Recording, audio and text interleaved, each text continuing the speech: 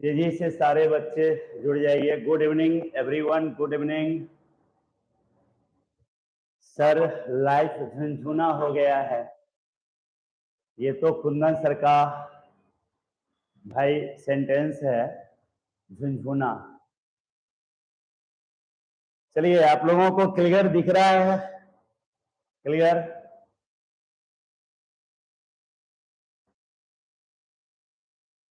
नवीन, आजाद, Amit Kumar, Anshu, Rakesh, clear आप लोगों को दिख रहा है? सारे बच्चे थोड़ा एक बार कमेंट सेक्शन में बोल दीजिए, साउंड क्लियर सुनाई दे रहा है? क्लियर साउंड सुनाई दे रहा है और क्लियर दिख रहा है?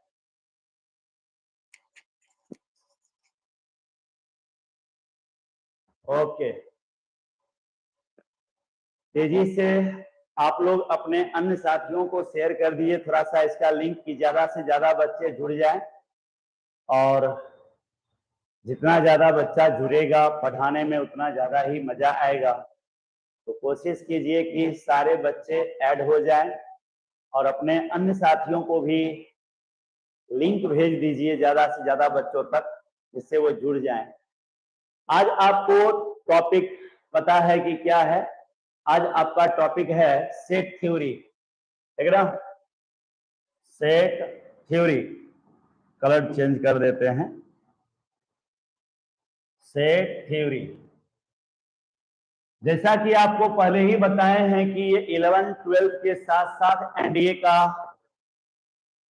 तैयारी कराना है, तो ये एक लॉन्ग प्रोसेस में चलेगा। ये 6 महीने में खत्म करना है नहीं सिलेबस को, ये लंबे समय चलेगा, ठीक है ना?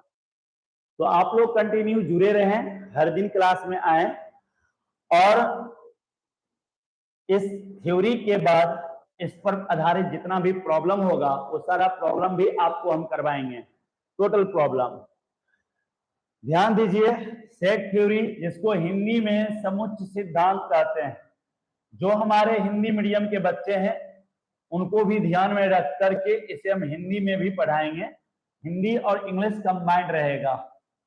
समुच्चय सिद्धांत, देखिए इसके जो इन्वेंटर हैं, father of set theory, father of set theory. Set theory एक मॉडर्न मैथमेटिक्स का पोर्शन है, ये नए मैथमेटिक्स में है, मेंसुरेशन की तरह, ट्रिग्नोमेट्रिक की तरह।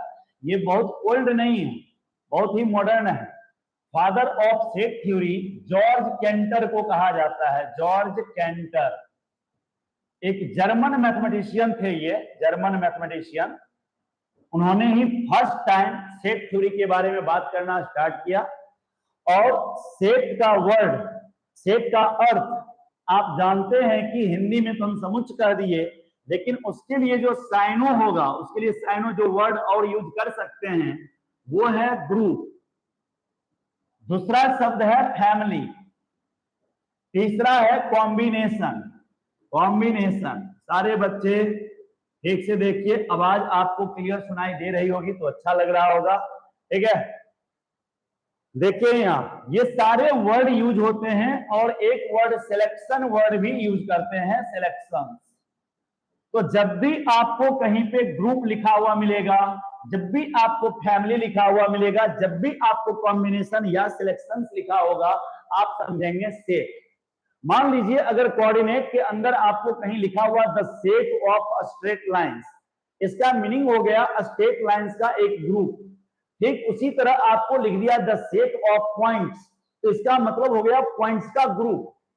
इट मींस ग्रुप जो है 0 मेंबर का भी हो सकता है और 0 से ज्यादा मेंबर का भी ग्रुप हो सकता है। मान लीजिए जिसमें एक भी एलिमेंट नहीं है, वो 0 मेंबर का ग्रुप हो गया। एक भी स्टेट लाइन नहीं है तो 0 स्टेट लाइन का ग्रुप हो गया, और उससे ज्यादा भी हो सकता है। तो ग्रुप का मतलब केवल ये नहीं होता कि 0 से ज्यादा ही होना चाहिए, ऐसा कोई जरूरी नहीं है। ग्रुप में आपको 0 मेंबर भी हो सकते हैं, जिसको हम बाद में समझेंगे। अभी आप देखिए, सबसे पहले सेट का डिफिनीशन समझना है। सेट कहते किसको हैं? तो डिफिनीशन है the collection of well defined things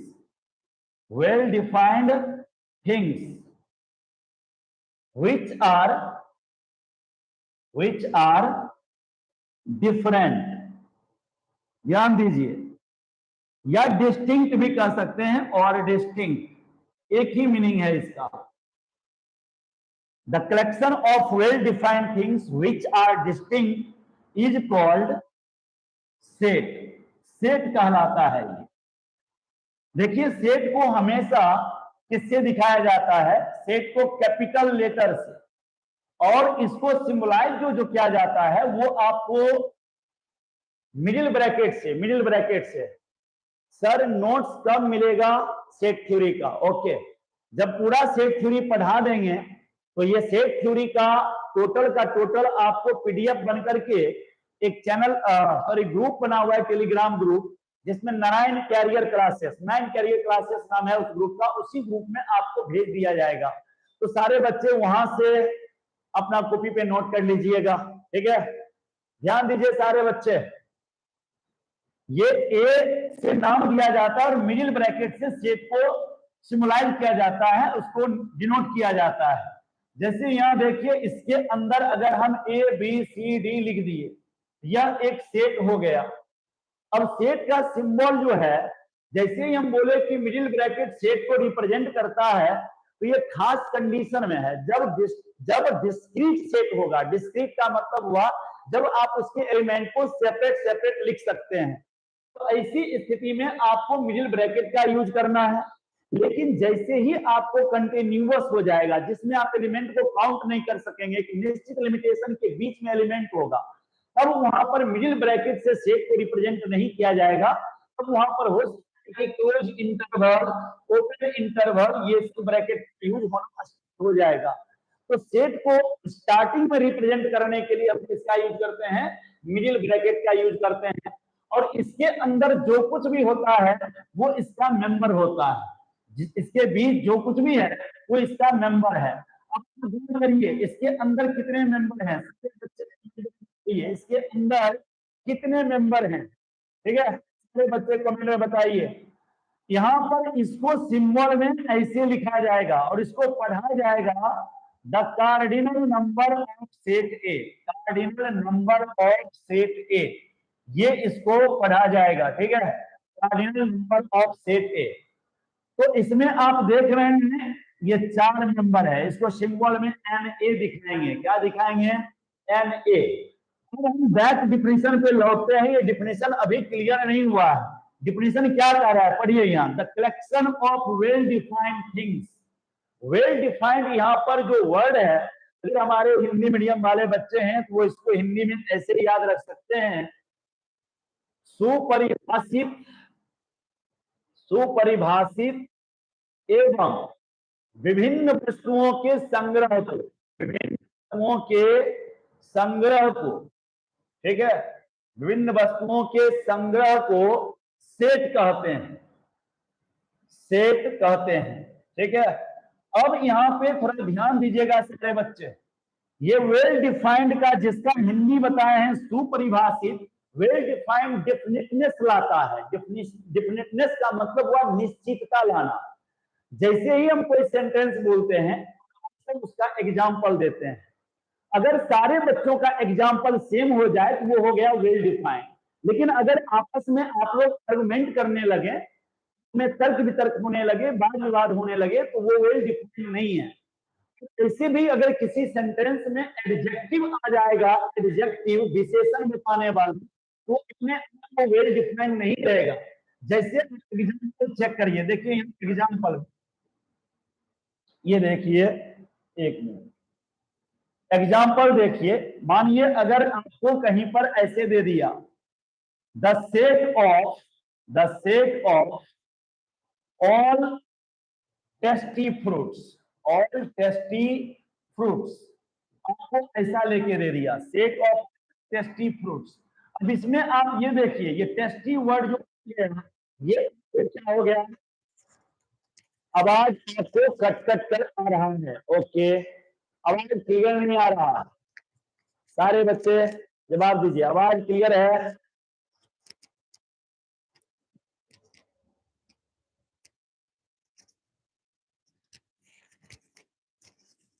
चलिए, आवाज क्लियर है आप लोगों का?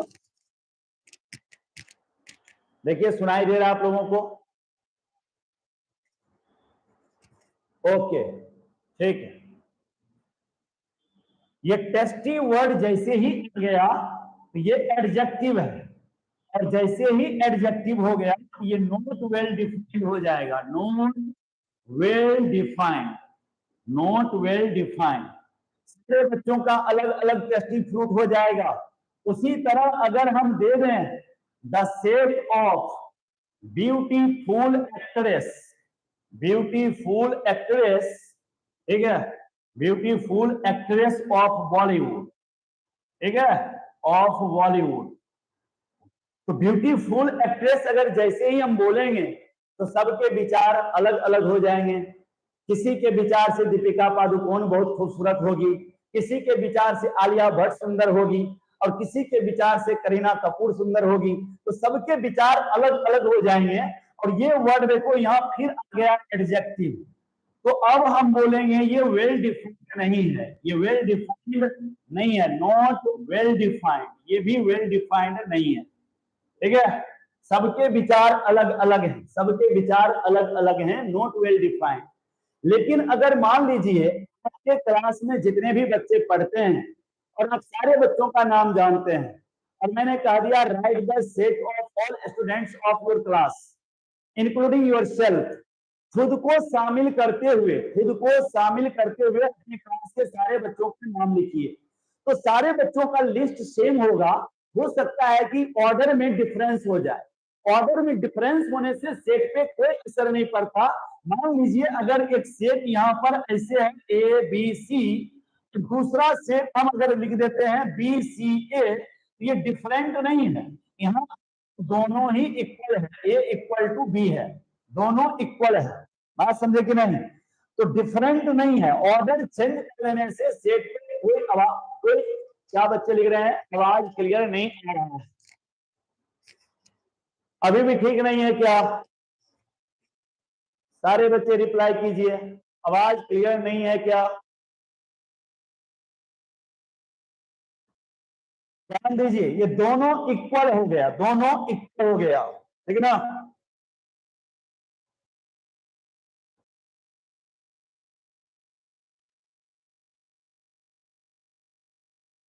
चलिए, ये क्या? यस, कट कट बीच में कट कर रहा है। ओके, हो सकता है कि थोड़ा सा ये माइक का नॉइज कैंसिलेशन के वजह से लाउड साउंड कट होके आ रहा है। ओके,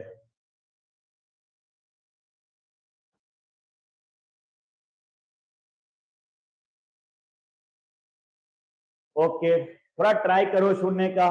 मैं कल प्रयास करता हूं कि इस प्रॉब्लम को दूर कर दूं, ठीक है ना? राकेश कुमार, अब ठीक है सर, लेकिन कुछ मिनट के बाद कट कट करके आ रहा है। लग रहा है कि हम फास्ट बोलते हैं इसलिए थोड़ा कट कट के आ रहा है। तो अब धीरे धीरे थोड़ा ट्राई करते हैं, ठीक है? साउंड के बीच थोड़ा सा गैपिंग करके देखते हैं, ठीक होगा। चलो सारे बच्चे देखो यहाँ, और देखो थोड़ा सा लगातार तुम लोग इस चीज को ध्यान में बनाए रखो। कुछ अगर दिक्कत होता है तो इन्फॉर्म करना, ठीक है? देखो यहाँ ये NA लिखा है, और इसको क्या पढ़ना सिखाए हैं? नंबर सेट ए। इसी को दूसरे तरीके से पढ़ेंगे तो the number of elements, the number of elements in the set A, ये बात इसको पढ़ेंगे। और ये 4 है, कह सकते हो सेट ए में सदस्यों की संख्या। एलिमेंट का अर्थ यहाँ पे तत्व समझ सकते हो, या अवयव समझ सकते हो, या इसको सदस्य समझ सकते हो। और इंग्लिश में एक और वर्ड यूज होता है मेंबर, मेंबर ऐसे समझ सकते हो। तो सेट ए में सदस्यों की संख्या, सेट ए में सदस्यों की संख्या, ये हो गया, ठीक है ना? इसको कार्डिनल नंबर कहते हैं।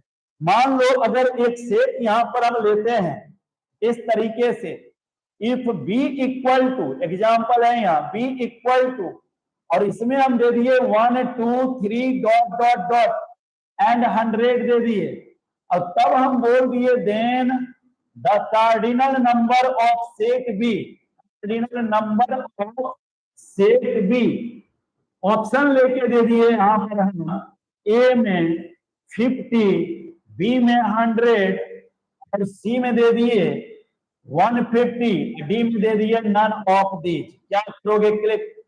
सारे बच्चे बताओ, सारे बच्चे बताओ फास्ट, क्या लिखोगे? क्या जवाब होगा? 100, सही बात है। अगला जो आपका है वो है मेंबरशिप।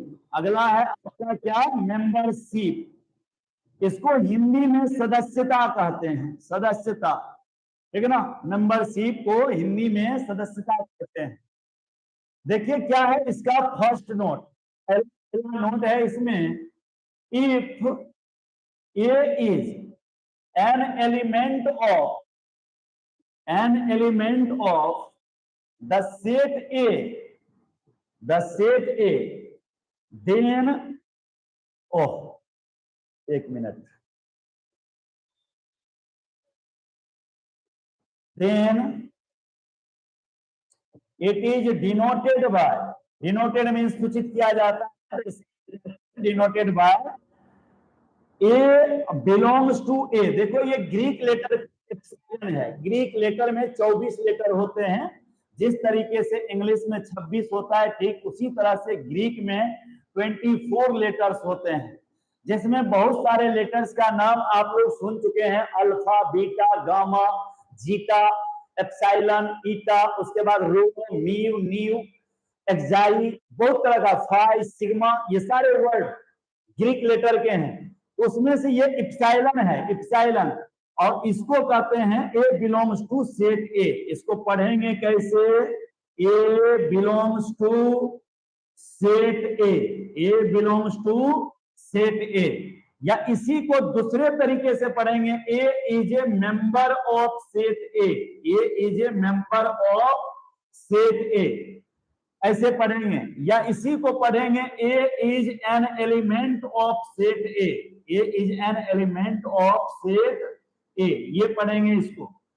ए सेट ए का मेंबर है, ए सेट ए का मेंबर है, इसको हिंदी में बोलेंगे ए सेट ए का सदस्य है, ए सेट ए का अवयव है, इसे बोलेंगे। और ये इसका सिंबल है, सिंबलाइज करने का तरीका है। सर थोड़ा स्लो बोलिए, ओके, ट्राई तो करते हैं स्लो बोलने का, लेकिन लाइव क्लास में जानते ही हो बच्चे थोड़ा स्पीड ढूंढते हैं, तो हम भी स्पीड में आ जा रहे हैं। देखो यहाँ नेक्स्ट, इसमें आगे समझना है, दूसरा जो नोट है वो क्या है? If A is not an element of set A, not an element of set A, then it is denoted by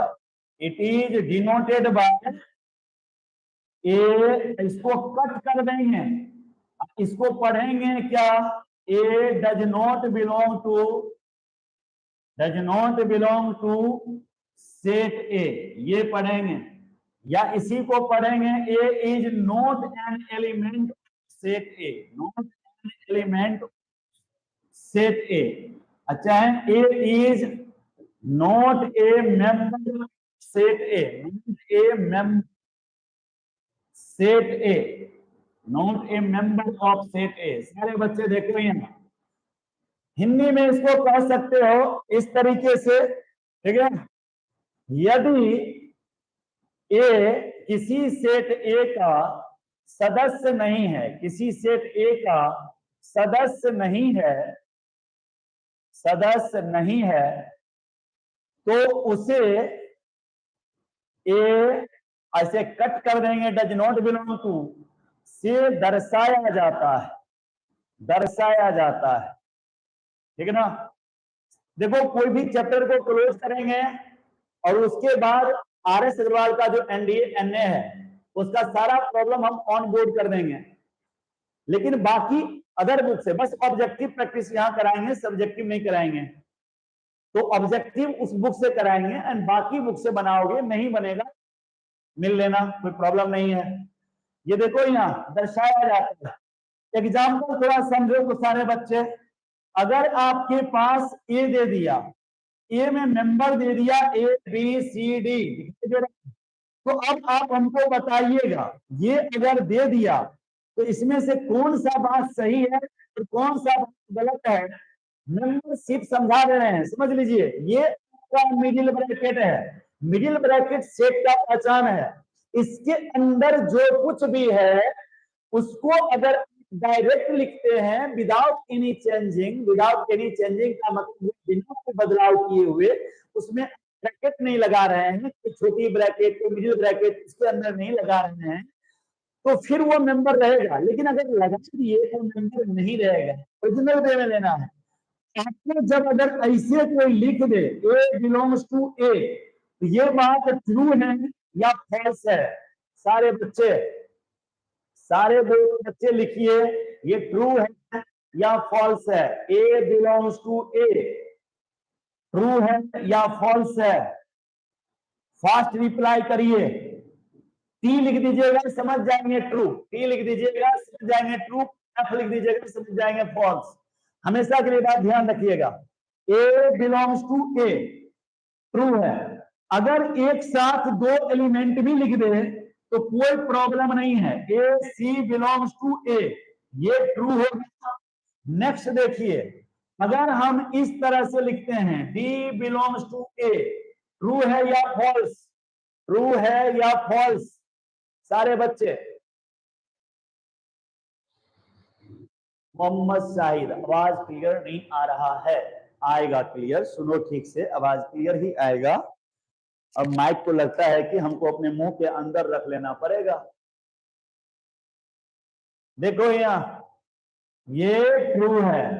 अब ये देखो ए बिलोंग्स टू ए, बताइए आप लोग, जवाब दीजिए ये ट्रू है क्या। ये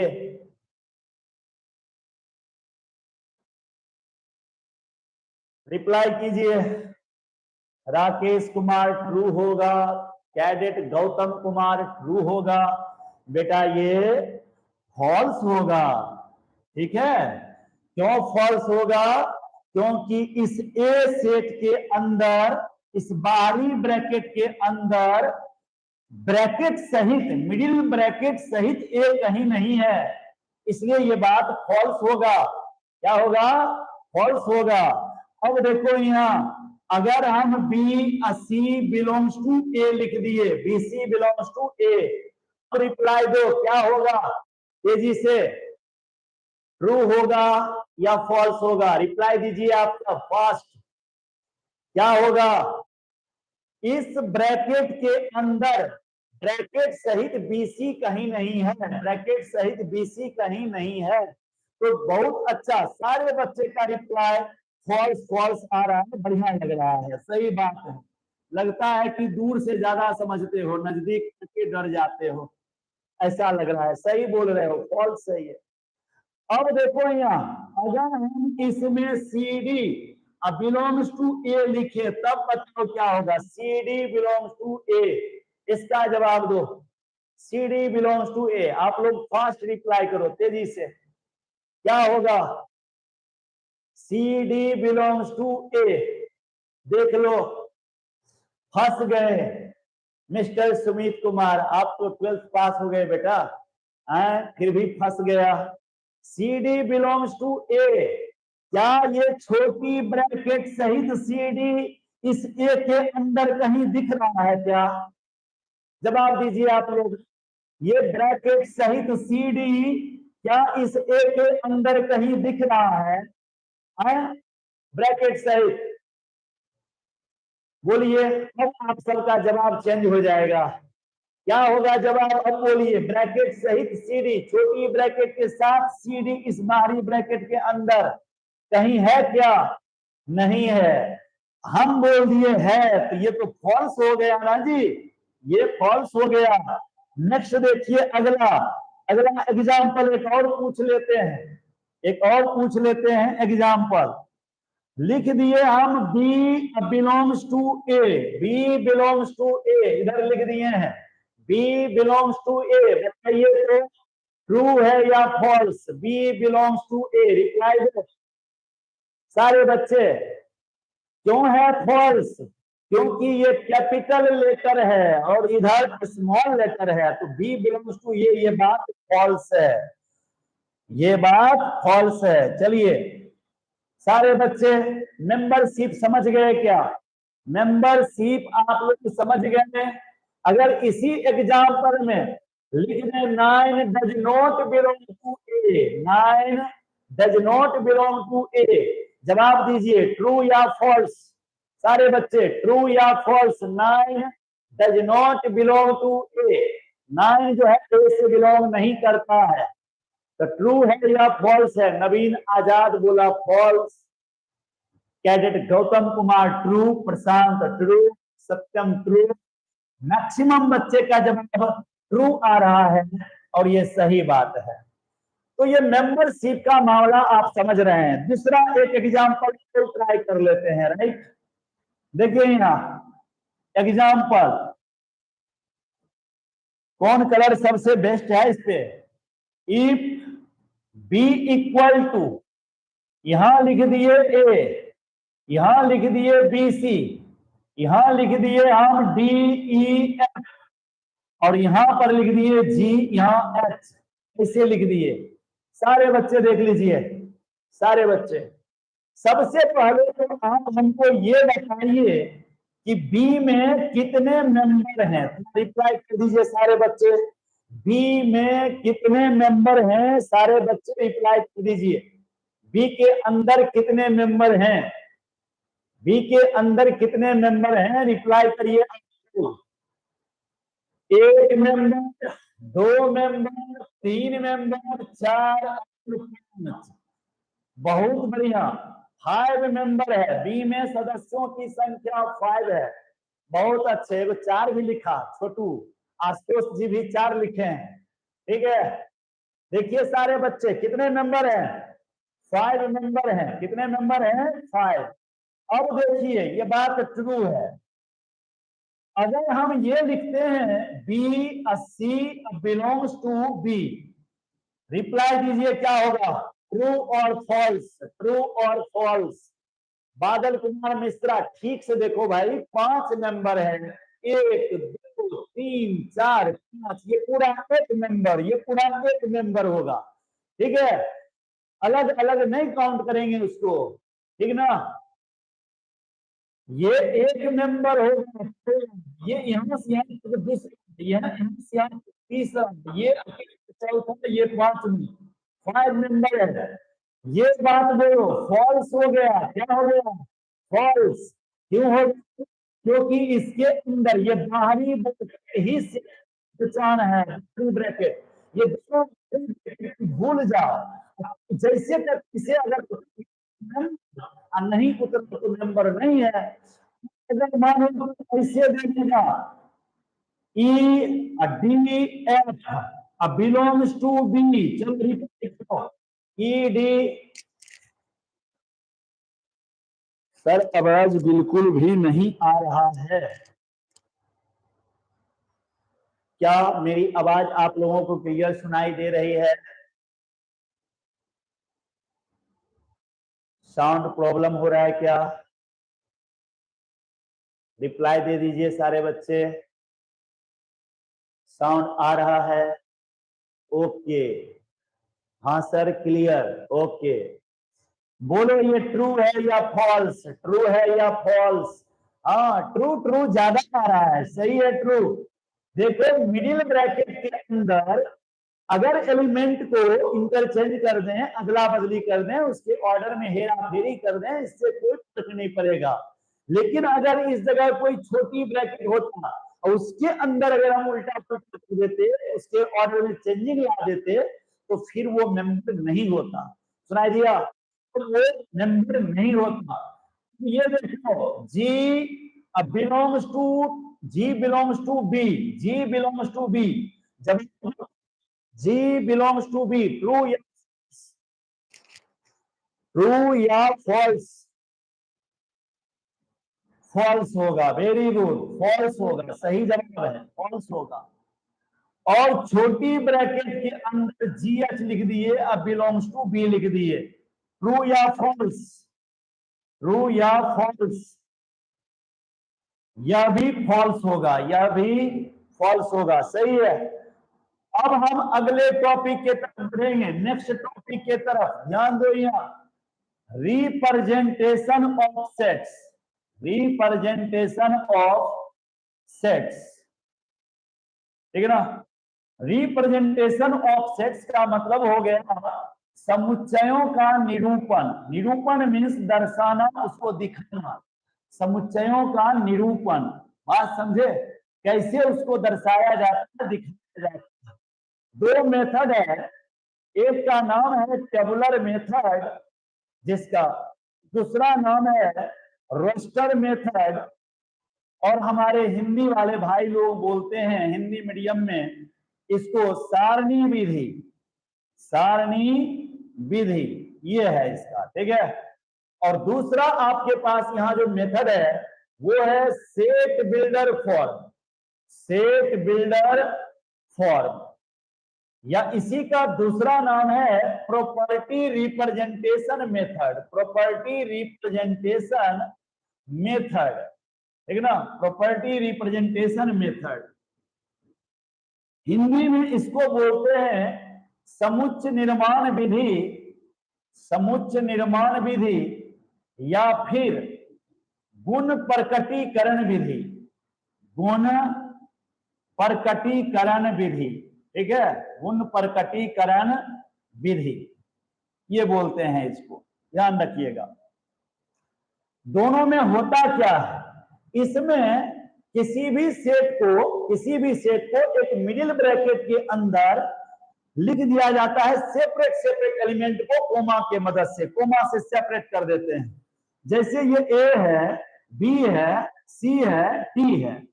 अब ये देख लीजिए, ये रोस्टर मेथड में हो गया, सेट बिल्डर मेथड में। सर मूछ और दाढ़ी मत काटिए, चलो भाई, कभी नहीं काटते हैं, कभी काट भी लेते हैं, और मेरे मूछ दाढ़ी को देखने आए हो या पढ़ने आए हो, पढ़ाई कर लो, पहला बात। दूसरा बात, कभी मूछ दाढ़ी रखेंगे, कभी नहीं रखेंगे, कभी कभी खेत में जो जंगल हो जाए उसे साफ सफाई करनी चाहिए कभी कभी, और कभी कभी उसको बढ़ने देना चाहिए, थोड़ा बढ़ करके फिर ह्यूमस मिल जाता है, बात समझा। तो कभी दोनों स्थिति में इसको रखना चाहिए, कभी रखना जरूरी होता है और कभी कभी उसको हटाना जरूरी होता है, ठीक है ना। आ जाओ, सेट बिल्डर फॉर्म है, समुच्चय निर्माण विधि है, गुण प्रकटीकरण विधि है। ऐसे तो हम पूरे इस बात में विश्वास रखते हैं कि सुंदरता बहुत मैटर नहीं करता है, बात समझा, थोड़ा थोड़ा मैटर करता होगा, मुझे आज तक लगा नहीं, तो मैं सुंदरता में बिलीव ज्यादा नहीं करता, और जैसे भी रहते हैं तुम लोगों ने एक्सेप्ट किया है हमेशा ही, ठीक है ना। तो जब भी जिस रूप में आ जाए एक्सेप्ट कर लिया करो, देखने में बदसूरत लगे तब भी और हैंडसम लगे तब भी। देख लो, ये जो तुमको दिख रहा है यहाँ पर, ये ए बी सी डी है, ए बी सी डी दिख रहा है ना। अब अगर इसको सेट बिल्डर फॉर्म में लिखना है, किस फॉर्म में, सेट बिल्डर फॉर्म में, तो कैसे लिखेंगे, इसको लिखेंगे the set of all x. इसको पढ़ने का तरीका देखिए, द सेट, मतलब वे सभी एक्स का सेट, उस सभी एक्स का group, such that, such that करते हैं, ये जो डबल डॉट दिए हैं ना, इसको सच दैट करते हैं, या कहीं पे स्लैश इस तरह से स्लाइसली दे देगा इस तरह, तो उसको भी समझना सच दैट। तो देखो, first four alphabet, first four alphabet of, ठीक है, कि 4 लेटर्स लिख दो यहाँ, first 4 letters, first 4 letters of English alphabet, English alphabet. अब एक बात बताइए, अगर मैंने ये बात लिखा है कि आपको 4 फर्स्ट लेटर लेना है इंग्लिश अल्फाबेट का, तो आप क्या क्या लोगे, बताओ क्या क्या लोगे। प्लीज सर साउंड को थोड़ा क्लियर कीजिए। ओके, हम अगले क्लास में साउंड पूरी तरह से क्लियर रखेंगे, ठीक है। कोशिश करते हैं माइक को एकदम सामने सामने रखने का, ठीक है ना।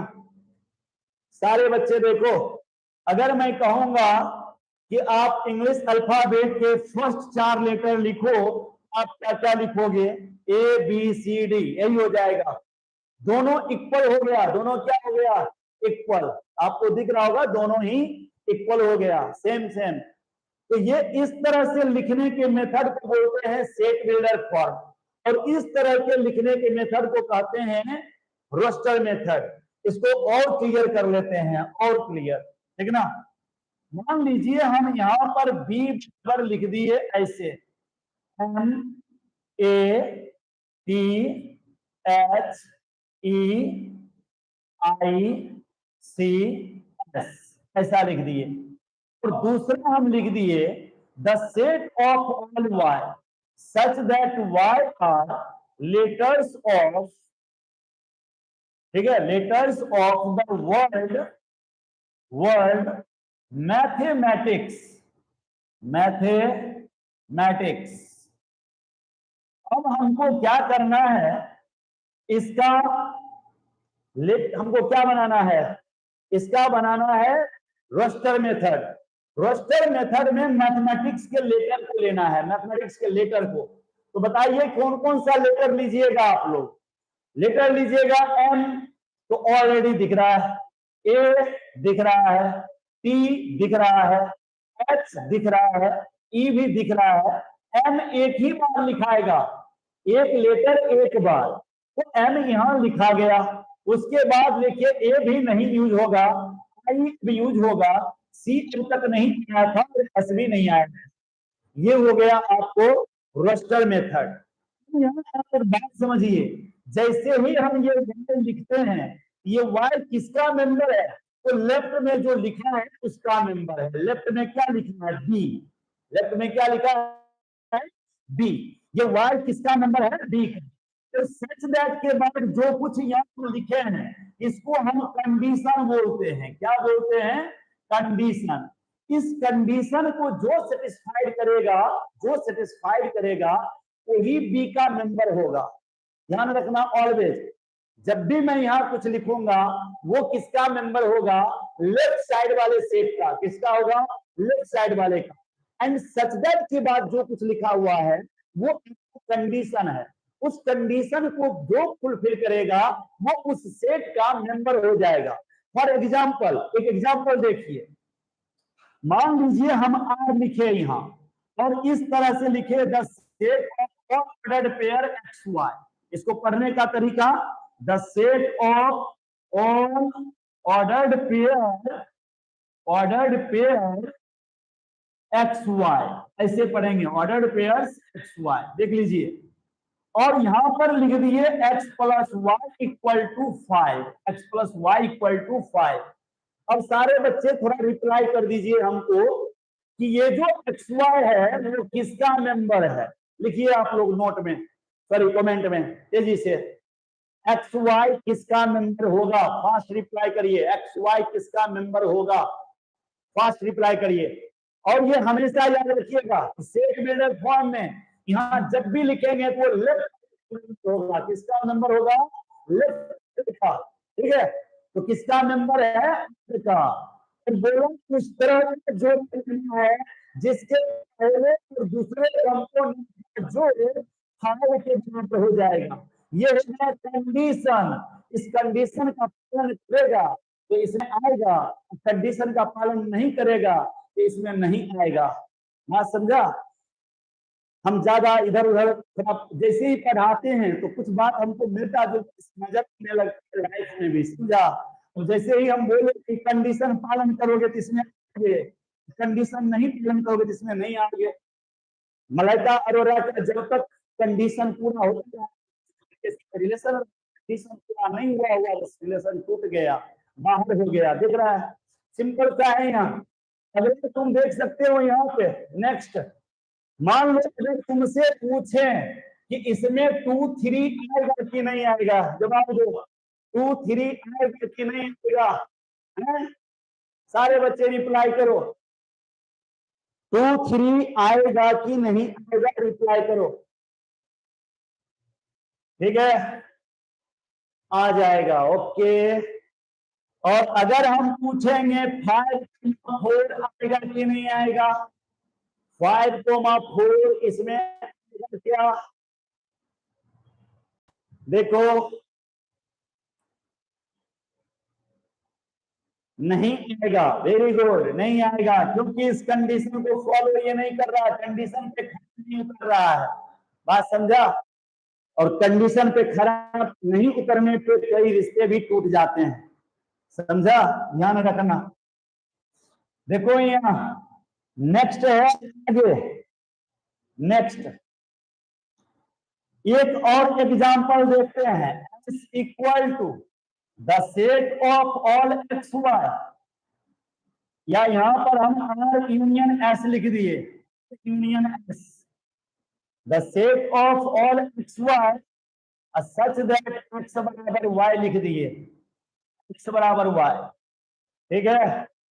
अब रिप्लाई करो सारे बच्चे, ये एक्स वाई किसका मेंबर है, एक्स वाई किसका मेंबर है, रिप्लाई करो, एक्स वाई किसका मेंबर है, रिप्लाई करो सारे बच्चे फास्ट, तेजी से।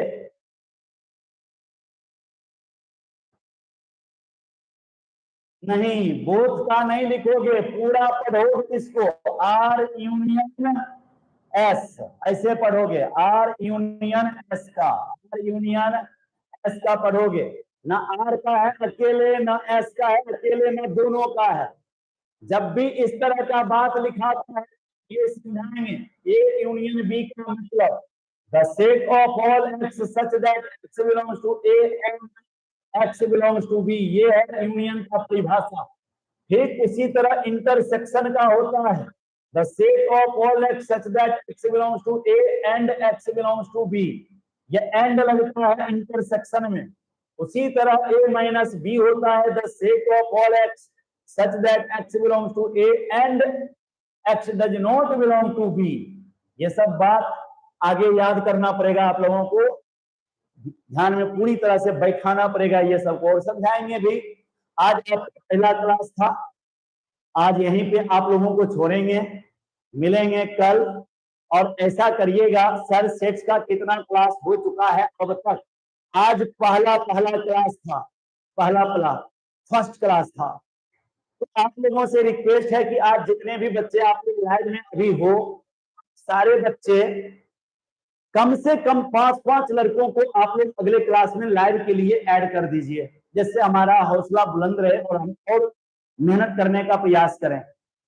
इतने भी आएंगे तब भी मैं मेहनत करता रहूंगा, लेकिन और ज्यादा जुटेंगे और हिम्मत बढ़ेगी। तो आप लोग लगातार थोड़ा सा कोऑपरेट करिए, हमारा मेन पावर आप ही सब हैं, आप ही लोगों के सहयोग से हम आगे बढ़ सकते हैं, तो कोऑपरेट कीजिएगा। कल से आपको हम फिर आगे बढ़ाएंगे इसको,